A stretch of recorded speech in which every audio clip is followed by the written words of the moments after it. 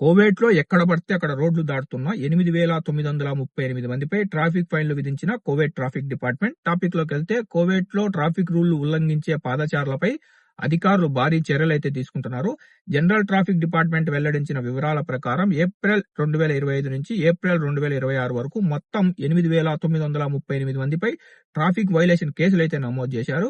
Road దాటేటప్పుడు పాదచారులు zebra crossing ని ఉపయోగించకుండా ఎక్కడ పడితే అక్కడ రోడ్లు దాటుతున్న వారిపై ఈ ఫైన్లు విధించినట్లు అధికారులైతే స్పష్టం చేశారు. 2026 జీసీసీ ట్రాఫిక్ వీక్ లో general traffic regulation brigadier general అయిన బదరల్ కత్తాం గారు మాట్లాడుతూ, క్రాస్ సేఫ్లీ అనే నినాదంతో ప్రజల ట్రాఫిక్ అవగాహన, బాధ్యత మరియు జాగ్రత్తను పెంచడమే లక్ష్యమని ఆయన అయితే చెప్పారు.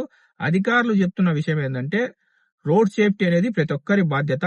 ట్రాఫిక్ రూల్స్ పాటిస్తే యాక్సిడెంట్లు అయితే తగ్గుతాయి. డ్రైవర్లు మరియు పాదచారులు ఇద్దరూ జాగ్రత్తగా ఉండాలి.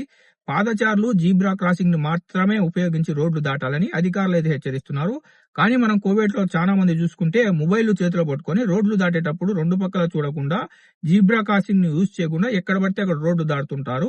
వీళ్ళు చేసే చిన్న తప్పు వల్ల యాక్సిడెంట్ కనుక జరిగితే ఆ కారు డ్రైవర్ గాని, వెహికల్ డ్రైవర్ గాని పెద్ద శిక్షలు పడవచ్చు, లేకుంటే మరణ శిక్ష కూడా పడే అవకాశం అయితే ఉంది.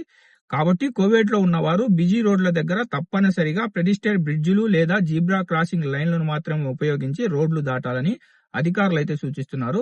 ఫ్రెండ్స్, ఈ సమాచారం గురించి మీ అభిప్రాయం ఏందో కింద కామెంట్ సెక్షన్ లో తెలపండి. ఇలాంటి కోవేట్ అప్డేట్స్ కోసం మన గల్ఫ్ ఎక్స్పర్ట్ తెలుగు ఛానల్ ని సబ్స్క్రైబ్ చేసుకొని బెల్ బటన్ ఆన్లో పెట్టుకోండి.